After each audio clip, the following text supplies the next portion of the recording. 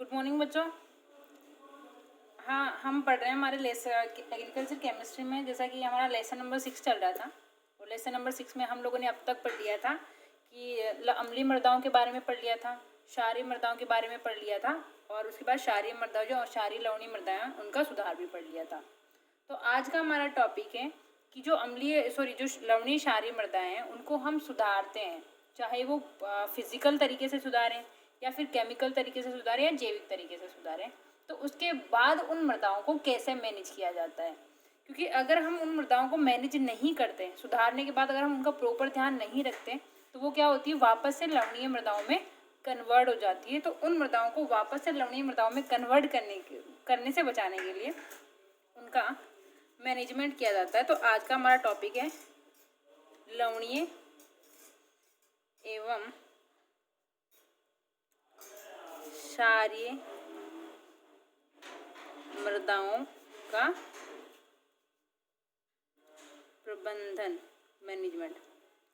Okay, तो लवणीय क्षारीय मृदाओं का प्रबंधन में बात करेंगे तो उनका प्रबंधन में पहली बात जो हम ध्यान रखते हैं वो ध्यान रखते हैं खेत की तैयारी का।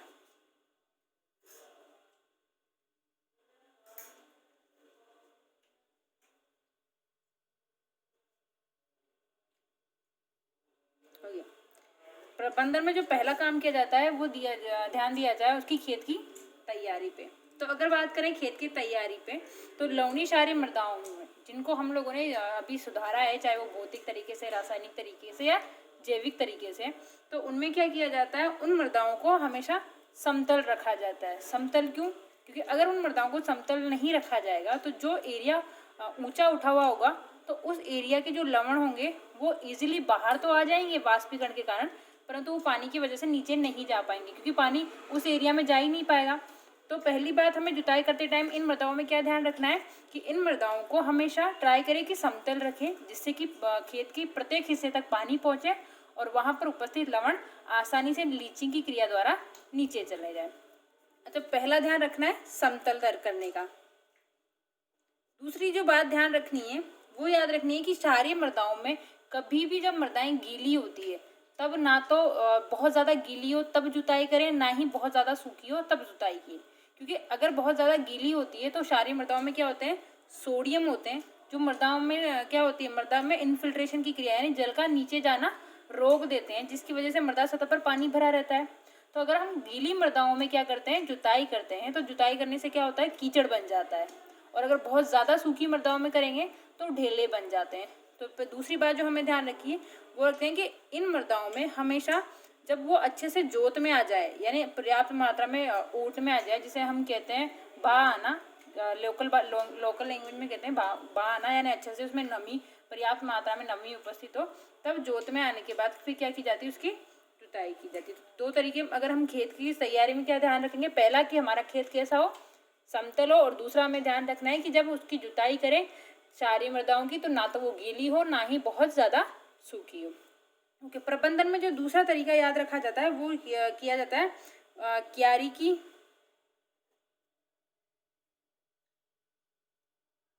तैयारी तथा रोपण। जब मृदाओं की तैयारी हो गई, मृदा समतल हो गई, अब दूसरी बात जो ध्यान रखनी है प्रबंधन में वो है कि जब अगर मृदाएं लवणीय हैं तो आपको ट्राई करना है कि मृदाओं में जो बीज है या आपने जो पौधे लगाए हैं वो हमेशा कूड़ में लगाए। कूड़ मतलब वो जैसे एक ऊपर वाला हिस्सा नीचे की साइड गैलरी होती है, ऊपर वाली ये दीवार बना के नीचे की साइड गैलरी होती है, जैसे हम आलू की बुआई करते हैं वैसे वाली। क्योंकि होता क्या है कि जब इन मृदाओं में हानिकारक लवणों की मात्रा ज़्यादा होती है तो जो मृदा जल होगा उसमें भी ये हानिकारक लवण बहुत ज़्यादा मात्रा में पाए जाएंगे, जिसकी वजह से वो बीजों का अंकुरण नहीं हो पाते, यानी हानिकारक लवण अंकुरण पर हानिकारक प्रभाव डालते हैं। तो इन मृदाओं में अंकुरण की समस्या थोड़ी ज़्यादा पाई जाती है। तो इस अंकुरण की समस्या को दूर करने के लिए क्या किया जाता है, इन फसलों की बुआई हमेशा कूड़ों में की जाती है, और कूड़ों में भी इन जो बीज हैं उनको ढलान पे बोया जाता है। ढलान पे इस वजह से ताकि जो जितने भी हानिकारक लवण वो बहकर कहाँ चले जाएं, नीचे की साइड लीच हो जाएं। दूसरी बात ध्यान रखनी है कि जब हम इनकी बुआई कूड़ों पे करते हैं तो बुआई के बाद मतलब बीज की बुआई के जस्ट बाद उसमें एक बार हल्की सिंचाई कर देते हैं। सिंचाई करने से क्या होता है कि जो लवण थे वो नीचे चले जाएंगे और आपका जो बीज है या आपने जो पौधा रोपा है वो आसानी से वहाँ पर स्टेब्लिश हो जाएगा, यानी अंकुरित हो जाएगा और ग्रोथ करने लग जाएगा। तो लवणीय क्षारीय मृदाओं के प्रबंधन में पहली बात हमें ध्यान रखनी है खेत की तैयारी की कैसे करनी है। दूसरा ध्यान रखना है हमें क्यारी जो हम क्या बीज सीडबेड बना रहे हैं या हम रोपण कर रहे हैं तो वो कैसे किया जाए। तीसरी जो चीज ध्यान रखनी है वो रखनी है सिंचाई की। अच्छा, सिंचाई की क्यों? क्योंकि सिंचाई सबसे मेन कारक होता है इन लवणों को कम करने का।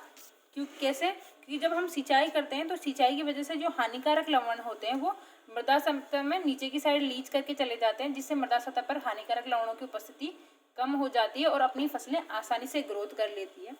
तो सिंचाई के लिए ट्राई करें कि इन एरियाज में थोड़ी थोड़ी मात्रा में लगातार सिंचाई करते रहें। यानी जहाँ गेहूँ के लिए पाँच या 6 सिंचाई की ज़रूरत होती है, परंतु इन मृदाओं में ट्राई करें अगर आपके पास पानी है तो 7 से 8 सिंचाई कर दें, जिससे कि ये जो हानिकारक लवण है वो मृदा सतह के नीचे बने रहे। दूसरी बात कि अगर इन स्थानों पर पानी की बहुत ज़्यादा उपलब्धता है तो इसमें सिंचाई की प्रवाहित यानी फ्लोड विधि का प्रयोग सबसे बेस्ट माना जाता है। लवणीय क्षारीय मृदाओं में फ्लोड विधि का प्रयोग सबसे बेस्ट माना जाता है। फ्लोड विधि जब हमने एग्रीकल्चर में सिंचाई के तरीके पढ़े थे तो उसमें था फ्लोड विधि। उसमें क्या होता है कि क्यारे बना के उसमें सीधे पानी छोड़ दिया जाता है, बहुत ज़्यादा मात्रा में पानी दिया जाता है। तो उससे क्या हो गए कि सारे जो हानिकारक लवण थे वो नीचे की साइड लीच हो जाएंगे और मृदाएँ आसानी से अपनी फसलें आसानी से ग्रोथ कर लेगी। अच्छा, जो नेक्स्ट तरीका है वो है सस्य संबंधी क्रियाएं करना।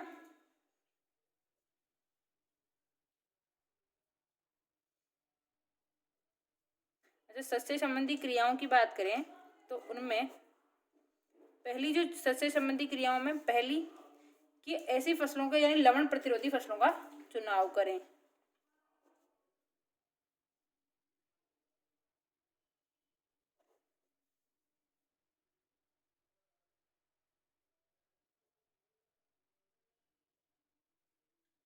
लवणीय क्षेत्रों में अगर लवणों की मात्रा ज़्यादा है या कम भी है तो उसकी आवश्यकता के अनुसार यानी लवणों की मात्रा के आधार पर ऐसी फसलों की बुआई करें जिनमें क्या होते हैं लवण की सहनशील करने की क्षमता पाई जाती है। लवण सहनशील की बात करें तो जैसे अगर आपकी मृदा बहुत ज़्यादा लवणीय यानी उच्च लवणीय मृदाएं हैं तो उनमें ट्राई करें कि आप उनमें ढेंचा, जो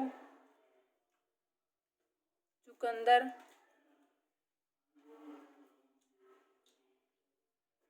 उसी प्रकार पालक, मूली और खजूर। घासों की बात करें तो घास में रोडस घास आदि प्रयोग करें। ये इसमें बहुत ज़्यादा उच्च लवणीय हो तो ट्राई करें कि इन क्षेत्रों में या तो अगर एग्रोनॉमी की फसलों की बात करें तो उसमें ढेंचा, जो या चुकंदर। अगर हम हॉर्टिकल्चर वाली फसलों की बात करें तो उसमें पालक, मूली, खजूर या रोडस घास का प्रयोग करें। तो ये क्या करती है, ऐसी फसलें हैं जो लवणों के लिए सहनशील होती है, यानी अगर ज़्यादा लवणीय होगी तो भी ये आसानी से वहाँ ग्रोथ कर लेगी। उसी प्रकार अगर बात करें मध्यम लवणीय मृदाओं के लिए तो मध्यम लवणीय सहनशील फसलें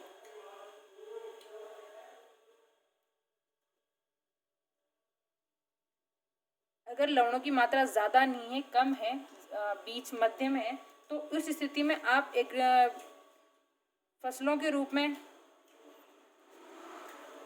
गेहूं, ज्वार, बाजरा, सब्जियों में हम टमाटर व जितनी भी गोभी वर्गीय सब्जियां हैं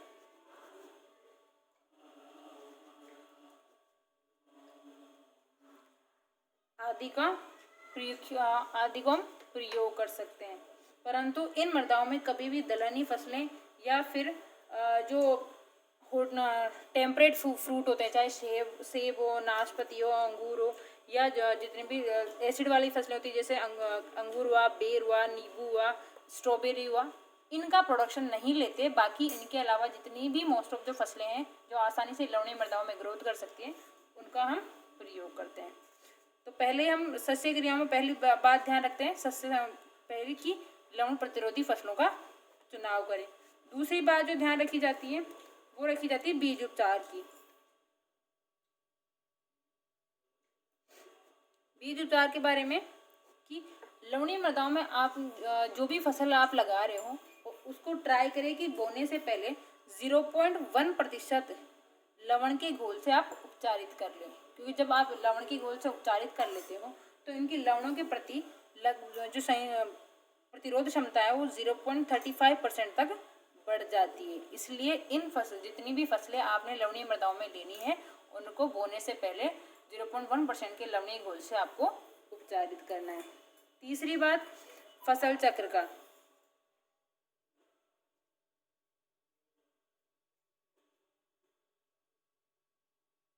तो तीसरी जो बात ध्यान रखनी है वो रखनी है फसल चक्र की।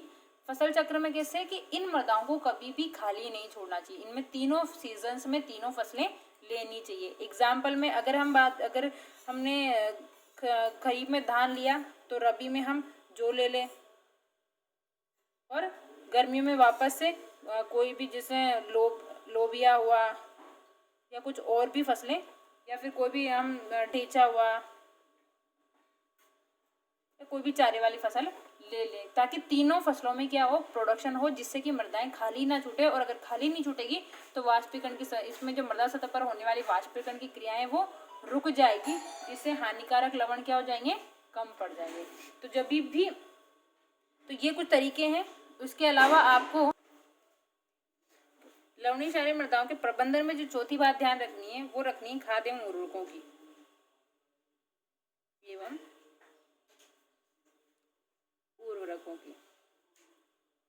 खाद्य एवं उर्वरकों की बात करें तो इन एरियाज में अगर कार्बनिक खादों का प्रयोग किया जा रहा है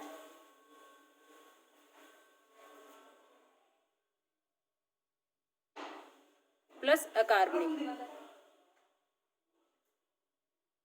दोनों खादों का प्रयोग किया जाना चाहिए। कार्बनिक खादें क्यों? क्योंकि कार्बनिक खादों में मतलब ह्यूमस की मात्रा ज़्यादा होगी तो वो हानिकारक लवणों की मात्रा को कम करती है। और अकार्बनिक खादें जितने भी फर्टिलाइजर्स हैं, उर्वरक हैं, उनका प्रयोग। तो अगर फर्टिलाइजर्स की बात करें तो इसमें कहा गया है कि जो फर्टिलाइजर हैं उनकी मात्रा लगभग 25% बढ़ा देनी चाहिए लवणीय मृदाओं में। दूसरी बात जो ध्यान देनी है वो कि इन फर्टिलाइजर्स को कभी भी एक साथ नहीं डालना कि आपने मतलब बुआई करते टाइम ही पूरे फर्टिलाइजर डाल दिया, जब टॉप ड्रेसिंग के रूप में पूरे फर्टिलाइजर डाल दिए। इन फर्टिलाइजर्स की मात्रा थोड़ी थोड़ी करके मृदा में डालनी है। थोड़ी थोड़ी करके क्यों? क्योंकि जब मृदाएं लवणीय होती है तो उनमें सोडियम ज़्यादा होता है, और ये सोडियम की वजह से जो भी आपने फर्टिलाइजर डाला उसमें से लगभग 10 से 20% फर्टिलाइजर को ही फसलें यूज़ कर पाती हैं। बाकी 80 से 90% फर्टिलाइजर क्या हो जाता है, वेस्ट हो जाता है, वो मृदा में स्थिरीकृत हो जाता है, यानी फिक्स हो जाता है, जिसकी वजह से वो फसलें उसको यूज़ नहीं कर पाती और लॉसेज हो जाते हैं। तो इसलिए ट्राई करें कि इन मृदाओं में कार्बनिक खादों के साथ साथ अगर हम अकार्बनिक खादें डाल रहे हैं तो उन अकार्बनिक खादों की मात्रा पहली बात तो 25% ज़्यादा होनी चाहिए नॉर्मल एरियाओं से। दूसरी बात, ये जो फर्टिलाइजर्स हैं वो आपको एक साथ ना डाल के डिवाइड करके डाल दें, ताकि जो फर्टिलाइजर की पूरी मात्रा फसलें यूज़ कर सके और ये फर्टिलाइजर मृदा में जाकर स्थिरीकृत नहीं हो सके ना हो। तो किसी भी लवणीय मृदाओं को लवणीय क्षारीय मृदाओं को सुधारने के बाद उसमें ये कुछ तरीके हैं जिसके साथ उसको आगे के लिए मैनेज किया जाता है, जिससे कि वो लंबे टाइम तक नॉर्मल मृदाओं में लंबे टाइम तक नॉर्मल मृदाएं बनी रहे, वापस से लवणीय क्षारीय मृदाएं ना बने। इसमें पहला तरीका हमने जो बात की थी कि इसमें खेत की तैयारी कैसे करें। खेत की तैयारी के लिए समतल बनाएं। दूसरी बात, जब वो अच्छे से ओट में आ जाए तभी ही उसकी क्या करें, जुताई करें। दूसरी कि क्या इनमें जब बुआई की जाती है अंकुरण के लिए, तो अंकुरण में बुआई के टाइम भी ट्राई करें कि उनमें कूड़ों में बुआई करें, जिससे कि वो जितने भी हानिकारक लवण है वो कूड़ के माध्यम से नीचे लीच हो जाए और आपकी जो फसलें हैं वो अंकुरित हो जाए। सिंचाई में कि अगर नंबर ऑफ सिंचाई की जो इरिगेशन की मात्रा बढ़ा दें और ट्राई करें कि इसमें भी फ्लोटिंग विधि का प्रयोग किया जाए, जिससे कि हानिकारक लवण आसानी से नीचे की साइड लीच हो जाए। जो नेक्स्ट तरीका था वो था सस्य संबंधित क्रियाएं करना।